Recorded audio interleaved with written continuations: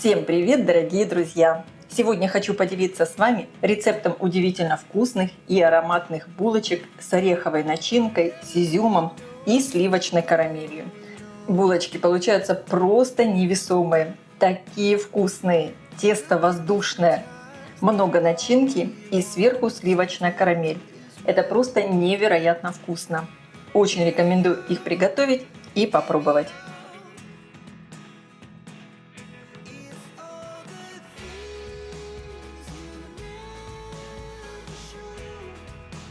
Для приготовления теста мне понадобится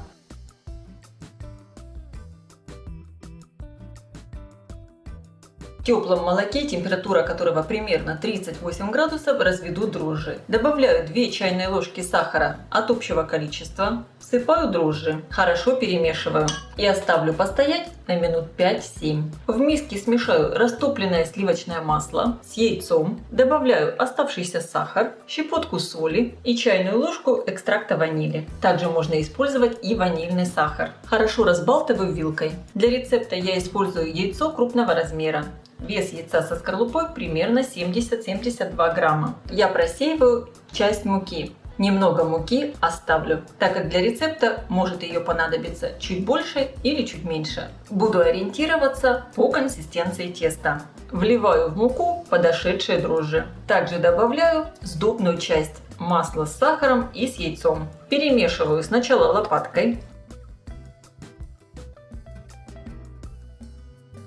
Добавляю всю оставшуюся муку. И теперь я тесто вымешу сначала в миске, а затем на столе. Тесто у меня еще получается слегка липковатым, поэтому я добавлю еще немного муки. Вы тоже смотрите по консистенции теста, сколько муки вам понадобится. Домешу тесто на столе буквально в течение 5-7 минут. Как видите, тесто у меня еще немного липнет, но муку сюда я больше уже добавлять не буду. Вот такое великолепное тесто получилось. Руки я слегка смазываю растительным маслом, тесто также. Подкатываю его в шар. Как видите, оно абсолютно не забитое мукой, очень нежное и мягкое. Я беру чистую миску, смазываю ее растительным маслом, без запаха, выкладываю сюда тесто. Закрываю пищевой пленкой и оставляю в теплом месте на расстойке примерно на 1 час. Для приготовления начинки мне понадобится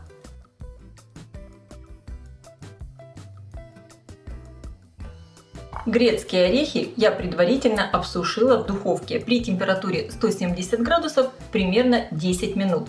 Они у меня уже остыли. Перекладываю орехи в блендер и измельчаю в крошку. Я измельчила орехи так, чтобы были и такие средние кусочки, и мелкие. Высыпаю в миску орехи, добавляю сахар, перемешиваю и добавляю мягкое сливочное масло. Хорошо разминаю масло вместе с сахаром и орехами. В итоге у меня получилась вот такая ореховая начинка. Для приготовления карамельного соуса или сливочной карамели мне понадобится в сотейник всыпаю сахар и готовлю карамель. Теперь очень важный момент. Сливки я отправляю подогреться в микроволновку. Обязательно сливки должны быть теплыми. Не надо, чтобы они кипели, просто хорошо прогрелись. Сахар начинает плавиться. Я ничего не перемешиваю, просто вот таким образом поднимаю сотейник и встряхиваю. Лучше всего использовать именно глубокий сотейник, так как при добавлении сливок в карамель будет очень такое активное и высокое шипение. Очень важно не перепалить сахар, чтобы карамель не получилась горькой. Вот сейчас на этом этапе я немного перемешаю лопаткой все, чтобы сахар быстрее расплавился. Весь сахар расплавился, нет никаких комочков. И теперь сюда я очень быстро вливаю сливки. И огонь я уже выключаю. Активно перемешиваю. Опа, запотела камера. Идет вот такое активное шипение. Поэтому я и рекомендую использовать сотейник с высокими бортиками. Хорошо перемешала. Добавляю соль и добавляю сливочное масло. Хорошо перемешиваю. Сотейник я уже снимаю с плиты. Сейчас просто кастрюля горячая, сама карамель горячая, поэтому еще идет вот такое активное шипение. Я уже кастрюлю приподняла от плиты.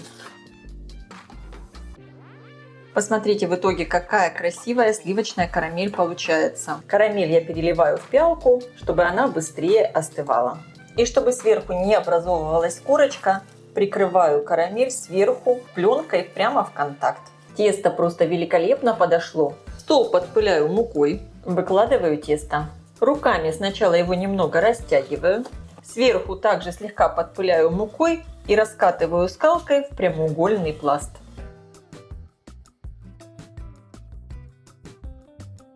У меня получился вот такой пласт теста толщиной примерно 6-8 мм, длина 55 и ширина 36-37 см. Сверху я выкладываю ореховую начинку. Распределяю ее ровным слоем, не доходя до края. Сверху на ореховую начинку разбросаю изюм. Его обязательно надо обсушить на бумажных полотенцах. И теперь аккуратно все скручиваю в рулет. Кстати, немного изюма я все-таки оставила для того, чтобы булочки украсить еще сверху. Рулет я выкладываю швом вниз. Немного его расправляю, так как середина всегда все равно получается чуть толще, чем края. Сейчас длина моего рулета получается 60 сантиметров. Я буду делать 12 булочек, каждая по 5 сантиметров. Отмечаю. Разрезать булочки можно либо острым ножом, либо при помощи нити. При помощи нити очень легко и просто это все делается, мне нравится, поэтому я буду разрезать нитью. Срез получается такой очень ровный.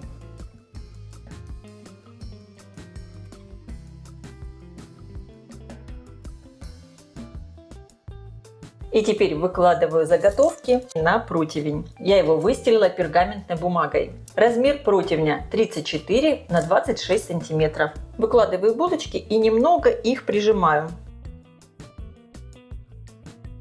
И сверху немного украшу изюмом, который я отложила. Просто, чтобы было видно, что это булочки с изюмом. Выглядит все очень красиво, тесто такое нежное.